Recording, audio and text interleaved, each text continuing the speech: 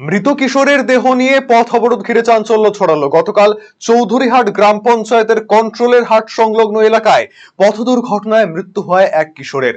স্থানীয়দের অভিযোগ, বাইকের পাশে দাঁড়িয়ে থাকা ওই কিশোরকে সজোরে ধাক্কা মারে একটি ট্রাক্টর এবং ঘটনাস্থল থেকে পালিয়ে যায়। রক্তাক্ত অবস্থায় স্থানীয়রা ওই কিশোরকে উদ্ধার করে বামনঘাট ব্লক প্রাথমিক স্বাস্থ্য কেন্দ্রে নিয়ে যায়। সেখানে কর্তব্যরত চিকিৎসকেরা তাকে মৃত বলে ঘোষণা করে। এরপর গতকাল সন্ধ্যায় সাহেবগঞ্জ থানার পুলিশ কিশোরের মরদেহ উদ্ধার করে। শনিবার সকালে কোচবিহার এমজেন মেডিকেল কলেজ ও হাসপাতালে কিশোরের মৃতদেহ ময়না তদন্তে পাঠায় পুলিশ।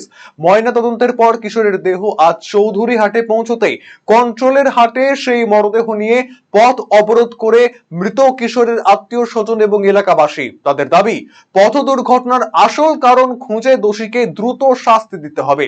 খবর পেয়ে ঘটনাস্থলে পৌঁছয় সাহেবগঞ্জ থানার পুলিশ।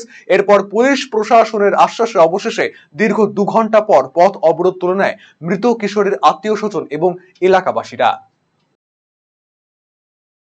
কালকে একটা ছেলে অ্যাক্সিডেন্ট হয়েছে, আমার ভাসতে হয়, মারা গেছে। তার কোন গাড়ি কি করছে না করছে কোনো তার এটা প্রতিবাদ হয় নাই, তার জন্য পদ অবরোধ করছে। তার আমরা সুবিচার চাই। রায়গঞ্জবাসীদের জন্য সুখবর, যারা দীর্ঘদিন ধরে পেটের সমস্যায় ভুগছেন তাদের জন্য রায়গঞ্জ দিশারিতে আসছেন ব্যাঙ্গালোরের প্রখ্যাত গ্যাস্ট্রোএন্টারোলজিস্ট ডাক্তার ইরশাদ আলী এইচএমডি ডিএনপি। এখন থেকে প্রতি মাসে নির্দিষ্ট দিনে ডাক্তারবাবুকে দেখাতে আজই যোগাযোগ করুন দিশারি হেলথ কেয়ার, উকিলপাড়া, রায়গঞ্জ শাখায়।